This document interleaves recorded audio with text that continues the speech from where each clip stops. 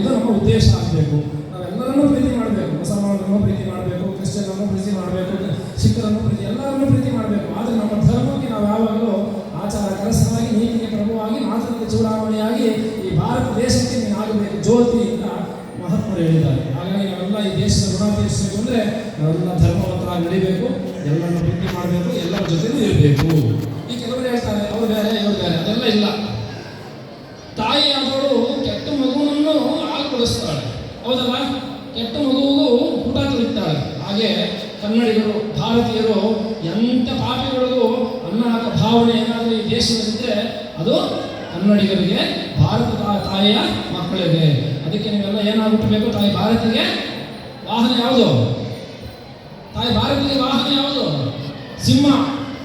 ನರಿ ಆಗಬೇಡಿ, ಗುಳ್ಳೆ ನರಿ ಆಗಬೇಡಿ, ಸೇನಾಯಿ ಆಗಬೇಡಿ. ನಾವೆಲ್ಲ ಹುಲಿ ಸಿಂಹಗಳಾಗಿ ಬದುಕಬೇಕು, ಎಲ್ಲರ ಪ್ರೀತಿ ವಿಶ್ವಾಸವನ್ನು ಗಳಿಸಬೇಕು. ಇದೇ ಇವತ್ತಿನ ನಿಮಗೆ ನಾವು ಅನುಗ್ರಹವನ್ನು ತಿಳಿಸಿ ಈ ಒಂದು ಕ್ಷೇತ್ರದ ದೇವಪಟ್ಟಣ, ಈ ದೇವಪಟ್ಟಣದಲ್ಲಿ ಅಮ್ಮನವರು ನೆಲೆಸಿದ್ದಾರೆ. ಅಮ್ಮನವರ ದರ್ಶನಕ್ಕೆ ನೀವೆಲ್ಲ ಬಂದಿದ್ದೀರಿ, ಭಾಳ ಸಂತೋಷ. ಇನ್ನು ಮುಂದಿನ ದಿನದಲ್ಲೂ ಹೀಗೆ ನೀವು ಅಮ್ಮನವರ ದರ್ಶನಕ್ಕೆ ನಿಮಗೆ ಅಮ್ಮನವರು ಕರೆಸ್ಕೊಳ್ಳಿ, ನಿಮಗೆ ಉತ್ತರೋತ್ತರ ಅಭಿವೃದ್ಧಿಗಳನ್ನು ಕೊಡಲಿ, ನಿಮ್ಮ ಮನಸ್ಸಿನಲ್ಲಿರುವ ಧರ್ಮಾರ್ಥಿಕ ಫಲಗಳನ್ನು ನಿಮಗೆ ಅಮ್ಮನವರು ಅನುಗ್ರಹಿಸಲಿ ಅಂತ ನಾವು ಹೇಳಿ, ನಮ್ಮ ಗುರುಗಳಾದಂಥ ಜಗದ್ಗುರು ಶಂಕರಾಚಾರ್ಯ ಶ್ರೀ ಶ್ರೀ ಭಾರತೀ ಮಹಾಸಂವಿಧಾನಗಳವರ ತತ್ಕರಕ್ರಮ ಸಂಜಾತರು, ಜಗದ್ಗುರುಗಳು ಶಂಕರಾಚಾರ್ಯ ಶ್ರೀ ಶ್ರೀ ವಿಧುಶೇಖರ ಭಾರತಿ ಮಹಾಸ್ವಾಮಿಗಳವರ ತಾಯಿ ಶಾರದಾ ವಿದ್ಯಾಚೌಡೇಶ್ವರಿ ಚಂದ್ರಮೌಳೇಶ್ವರನ ಅನುಗ್ರಹ, ತಾಯಿ ಭಾರತಿ ಅನುಗ್ರಹ ನಿಮ್ಮೆಲ್ಲರ ಮೇಲೆ ನಾರಾಯಣಪೂರ್ವಕವಾದಂಥ ಒಂದು ಆಶೀರ್ವಾದ ಇರಲಿ ಅಂತ ನಾವು ಈ ಒಂದು ಸಂದರ್ಭದಲ್ಲಿ ನಾರಾಯಣಪೂರ್ವಕವಾದಂಥ ಒಂದು ಅನುಗ್ರಹವನ್ನು ನೀಡಿ ಈ ಮಾತನ್ನು ನಾವು ಉಪಸಂಹಾರ ಮಾಡ್ತಾ ಇದ್ದೇವೆ. ನಮ್ಮ ಪಾರ್ವತಿ ಪದೇ ಮಹಾದೇವ. ಈಗ ಉತ್ಸವ ಪ್ರಾರಂಭ ಆಗುತ್ತೆ. 5 ರೂಪಾಯಿ 9 ರೂಪಾಯಿ ಹಣ ಕಟ್ಟಿರೋರು 5 ರೂಪಾಯಿ 9 ರೂಪಾಯಿನ ಬಟ್ಟೆಲ್ಲ ಕಟ್ಟಿರ್ತೀರಿ, ಅಲ್ಲಿ ಬಿಚ್ಕೋಬೇಕು. ಮತ್ತು ದೇವರು ಒಂದು ಸುತ್ತ ಪ್ರದಕ್ಷಿಣೆ ಬರುತ್ತೆ ಪ್ರಾಕಾರದಲ್ಲಿ. ಅದಾದ್ಮೇಲೆ ಅಮ್ಮನ ಚಿಕ್ಕಮ್ಮನ ಅಲ್ಲಿ ನಿಲ್ಲಿಸ್ತಾರೆ, ದೊಡ್ಡ ಚೌಡಮ್ಮನ ನಿಲ್ಲಿಸ್ತಾರೆ, ಮತ್ತು ಶನೇಶ್ವರ ಇಲ್ಲೇ ಇರ್ತಾರೆ. 5 ರೂಪಾಯಿ ಹಾಕೊಂಡು ಕೆಳಗಡೆ ಉಂಡಿಗೆ ಹಾಕಬೇಕು, ಮತ್ತು ಮೇಲ್ಗಡೆ ಹೋಗಿ 9 ರೂಪಾಯಿ ಉಂಡಿಗೆ ಹಾಕಿ ಅಲ್ಲಿ 5 ದೀಪಗಳು ನೋಡಿ ದರ್ಶನ ಮಾಡಬೇಕು. ಇದು ಈ ಒಂದು ದಿನದ ವಿಶೇಷವಾದಂಥದ್ದು. ಮತ್ತು ಹೆಣ್ಮಕ್ಳು ಮಡ್ಲಕ್ಕಿ ಸೀರೆ ತಂದಿರ್ತೀರಿ, ಅವಸರಕ್ಕೆ ಎಲ್ಲಿ ಬೇಕಲ್ಲಿ ಮಡಗೋಗ್ಬೇಡ. ಅಮ್ಮನವರಿಗೆ ನೀವು ಮಡ್ಲಕ್ಕಿ ಸೀರೆನ ಏನು ಮಾಡಬೇಕು? ಭಕ್ತಿಯನ್ನು ಸಮರ್ಪಣೆ ಮಾಡಬೇಕು. ಹಾಗಾಗಿ ಇಲ್ಲಿ ಈ ಕ್ಷೇತ್ರದಲ್ಲಿ ಇನ್ನೊಂದು ವಿಶೇಷ, ನಮ್ಮ ಹಂಗರಳ್ಳಿ ಬಸವಣ್ಣ ಅಂತಲೇ ಒಂದು ವಿಶೇಷವಾದಂಥ ಸಾನ್ನಿಧ್ಯವನ್ನು ಹೊಂದಿರುವಂಥ ಒಬ್ಬ ಮಹಾನುಭಾವನು ಇಲ್ಲಿದ್ದಾನೆ. ಅವನಿಂದಲೇ ಈ ಶೃಂಗೇರಿಗೂ ನಮಗೂ ಸಂಬಂಧ ಅಲ್ಲಿಗೆ ಪ್ರಾಪ್ತಿಯಾಯಿತು. ಮುಂದಿನ ಭಾನುವಾರ 10:00 ಹೀಗೂ ಉಂಟೆ ಅನ್ನುವಂಥ ಒಂದು ಟಿವಿ ಕಾರ್ಯಕ್ರಮದಲ್ಲಿ 3 ವಾರದಿಂದ 2 ವಾರದಿಂದ ಒಂದು ನಡೀತಾ ಇದೆ. ಮುಂದೆ ಒಂದು ಬರ್ತಾ ಇರುತ್ತೆ. ಆ ಒಂದು ಚರಿತ್ರೆಗಳನ್ನು, ವಿಚಾರಗಳನ್ನು ಅಲ್ಲಿ ತಿಳಿಸ್ತಾರೆ, ಅಲ್ಲೆಲ್ಲ ನೋಡ್ಬೋದು. ಮತ್ತು ಕ್ಷೇತ್ರದ ಬಗ್ಗೆ ನಾವು ದೇವರು ಹಂಗೆ ಈ ಪವಾಡ ಆ ಪವಾಡ ಎಲ್ಲ ಇಲ್ಲ. ನಿಮ್ಮ ಜೀವನದಲ್ಲಿ ಆ ತಾಯಿಯೇ ಪವಾಡ ಮಾಡಿದಾಗ ನೀವೇ 4 ಜನಕ್ಕೆ ಹೇಳ್ಬೇಕು. ಹಾಗೆ ಅಮ್ಮನವರು ಒಂದು ಅನುಗ್ರಹವನ್ನು ಮಾಡ್ತಾರೆ. ಈಗ ಉತ್ಸವ ಪ್ರಾರಂಭ ಮಾಡ್ತೀವಿ, ಪ್ರಸಾದ ಕೊಟ್ಬಿಟ್ಟು ತಾವೆಲ್ಲ ಯಾರು ಸಹ ಘರ್ಷಣೆ ಮಾಡ್ಕೋಬಾರ್ದು. ಎಲ್ಲರೂ ಸಮಾಧಾನಚಿತ್ತವಾಗಿ ಪ್ರಸಾದ ಮಾಡಬೇಕು. ಫಸ್ಟು ಘಟ, ಆಮೇಲೆ ಮಠ.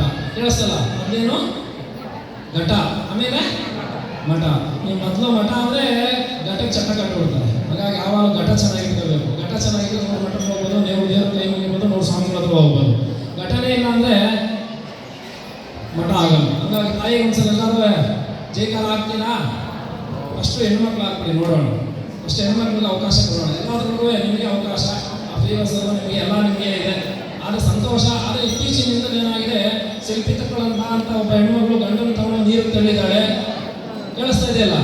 ಅವಳು ಏನು ಮಾಡಿದಾಳೆ, ಗಂಡ ಈಚೆ ಇದ್ರೆ ಬಿಸಿಯಾಗಿರ್ತಾನೆ ಅಂತ ಕೊಡದ್ಬಿಟ್ಟು ಫ್ರಿಡ್ಜಲ್ಲಿ ಇಟ್ಟಿದ್ದಾಳೆ. ಒಬ್ಬ ಹೆಣ್ಮಗಳು ಮಂಚಕ್ಕೆ ಕೆಳಗಡೆ ಹೂತು ಹಾಕಿಬಿಟ್ಟಿದ್ದಾಳೆ. ಈ ಥರ ಕೃತ್ಯಗಳು ಜಾಸ್ತಿ ಆಗ್ತಾ ಇದೆ. ಅಂಥದ್ದನ್ನು ಯಾರೂ ದಯವಿಟ್ಟು ಮಾಡಬಾರ್ದು. ನಿಮ್ಮ ತಪಸ್ಸೇನು ಗೊತ್ತ ಹೆಣ್ಮಕ್ಳದು? ನಿಮ್ಮ ತಪಸ್ಸೇನೇ ಕಟ್ಕೊಂಡಂಥ ಗಂಡನಿಗೆ ಮೋಸ ಮಾಡಿದರೆ, ಕಟ್ಕೊಂಡಂಥ ಗಂಡನಿಗೆ ಸುಳ್ಳು ಹೇಳಿದರೆ, ಕಟ್ಕೊಂಡಂಥ ಗಂಡನಿಗೆ ಅನ್ಯಾಯ ಮಾಡಿದರೆ ನೀವು ನಿಯತ್ತಾಗಿರೋದೇ ದೊಡ್ಡ ತಪಸ್ಸು. ಈ ಕಡೆ ಗಂಡು ಮಕ್ಕಳು ತಪಸ್ಸು ಏನು ಅಂದರೆ, ಹೆಂಡತಿ ಆದವಳು ಅಪ್ಪ ಅಮ್ಮ ಬಂಧುಗಳು ಎಲ್ಲವನ್ನು ಬಿಟ್ಟು ನನ್ನ ಗಂಡನೇ ಸರ್ವಸ್ವ ಅಂತ ಬಂದಿರ್ತಾಳೆ ತಾಯಿ. ಅವಳ ಕಣ್ಣಲ್ಲಿ ಒಂದನೇ ನೀರು ಹಾಕ್ಸ್ಕೊಳ್ತಾರೆ.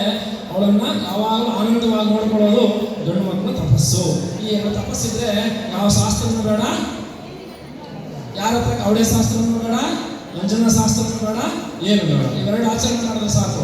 ಈ 20 ದಿವಸದಿಂದ ಇಲ್ಲೇ ಹೆಣ್ಮಗಳು ಇದ್ದಾಳೆ, ಅವಳು ಬಂದಿದ್ದಾಳೆ, ನಾನು ನೋಡಿದ್ದೀನಿ. ನನ್ನ ಗಂಡ ಸೋತಂದ್ರೆ 1 ಲಕ್ಷ ಕೊಡ್ತೀನಿ ಸ್ವಾಮಿ ಅಂತ ನಮ್ಮ ಹತ್ರ ಪ್ರಶ್ನೆ ಕೇಳಿದ್ದಾಳೆ ನಮ್ಮಲ್ಲೇ. ಹಂಗಾಗಿ ಗಂಡು ಮಕ್ಕಳು ಭಾಳ ಹುಷಾರಾಗಿರಬೇಕು. ಗಂಡು ಮಕ್ಕಳು ಕಟ್ಕೊಂಡಿದ್ದಾಗ ನನ್ನ ಹೆಂಡತಿಗೆ ಮಕ್ಕಳಿಗೆ ಅಂತ ದುಡಿತೀರಿ, ಅರ್ಥ ಆಯ್ತಲ್ಲ? ಹೆಣ್ಮಕ್ಳು ಏನು, ಗಂಡು ಮಕ್ಳು ಏನು ಮಾಡ್ತಾರೆ? ಮದುವೆ ಆದ ತಕ್ಷಣ ನನ್ನ ಹೆಂಡತಿ ದುಡಿಬೇಕು, ನನ್ನ ಮಕ್ಕಳು ದುಡಿಬೇಕು ಅಂತ ಸಾಯೋ ಗಂಟೆ ದುಡಿಯೋದೇ ಇವರು. ಕೊನೆಗೆ ನಿಮಗೆ ಏನು ಮಾಡೋದು, ನೋವು ಮಾಡ್ಕೊಳ್ಳೋದು. ನಿನ್ನೆ 70 ಪ್ರಶ್ನೆ ನೋಡಿದ್ದೀನಿ, 32 ಪ್ರಶ್ನೆ ಡೈವರ್ಸ್ ಪ್ರಶ್ನೆ, ವಿಚ್ಛೇದನ ಪ್ರಶ್ನೆಗೆ ನೋಡಿದ್ದೀನಿ. ಎಷ್ಟು ಪ್ರಶ್ನೆ? 32. ಏನಿಲ್ಲ ಸ್ವಾಮಿ, ನನ್ನ ಗಂಡಂತ ಡೈವರ್ಸ್. ಗಂಡು ಮಕ್ಕಳು ಒಬ್ಬರು ಕೇಳ್ತಾ ಇಲ್ಲ ಡೈವರ್ಸ್ ಕೊಡಿಸಿ ಅಂತ, ಹೆಣ್ಣು ಮಕ್ಕಳೇ ಕೇಳ್ತಾ ಇದ್ದಾರೆ. ಅದಕ್ಕೆ ನಾವು ಹೇಳೋದು, ತಾಯಿ ವಿದ್ಯಾ ಚೌಡೇಶ್ವರಿ ಬೇರೆ ಅಲ್ಲ, ನೀವು ಬೇರೆ. ಅವಳು ತಾಯಿನೇ, ನೀವು ತಾಯಿ.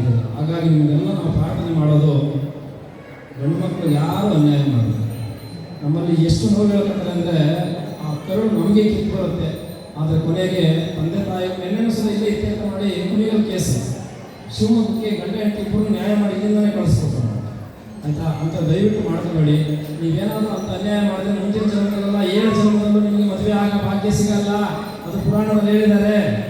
ಹಾಗಾಗಿ ಯಾವಾಗ 7 ಜನ್ಮದಲ್ಲೂ ಎಲ್ಲ ಸುಖವನ್ನು ಪಡಿಬೇಕು, ಚೆನ್ನಾಗಿರ್ಬೇಕು ಅಂದರೆ ಕಟ್ಕೊಂಡಂಥ ಗಂಡಂದರಿಗೆ ಸುಳ್ಳು ಹೇಳಿ ಮೋಸ ಮಾಡಬೇಡಿ.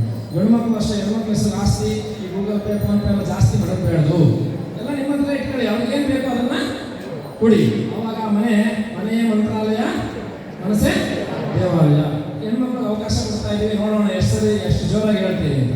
ಬೋಲೋ ಭಾರತ್ ಮಾತಾ ಕಿ. ಈಗ ಗಂಡು ಮಕ್ಕಳು ಸಾಧ್ಯ, ಬೋಲೋ ಭಾರತ್ ಮಾತಾ ಕಿ. ಹೆಣ್ಮಕ್ಳೇ ಜಾಸ್ತಿ ಹೋಗಿದ್ದು, ಇಬ್ಬರು ಸೇರಿ ಒಂದ್ಸಲ ಹೋಗ್ಬಿಡೋಣ. ಗಂಡು ಮಕ್ಕಳು ಹೆಣ್ಮಕ್ಳು ಇಬ್ಬರು ಸೇರಿ ಒಂದ್ಸಲ ಹೋಗೋಣ. ಬೋಲೋ ಭಾರತ್ ಮಾತಾ ಕಿ. ನಾವೆಲ್ಲ ಒಂದೇ ಧರ್ಮದವರು, ಜಾತಿ ಬೇಡ, ಧರ್ಮ ಇಟ್ಕೊಂಡು ಎಲ್ಲ ಒಟ್ಟಾಗಿ ಬಾಳೋಣ ಅಂತ ಹೇಳಿ ಈ ಮಾತನ್ನು ಸಮಾರಂಭ ಮಾಡ್ತಾ ಇದ್ದೀನಿ.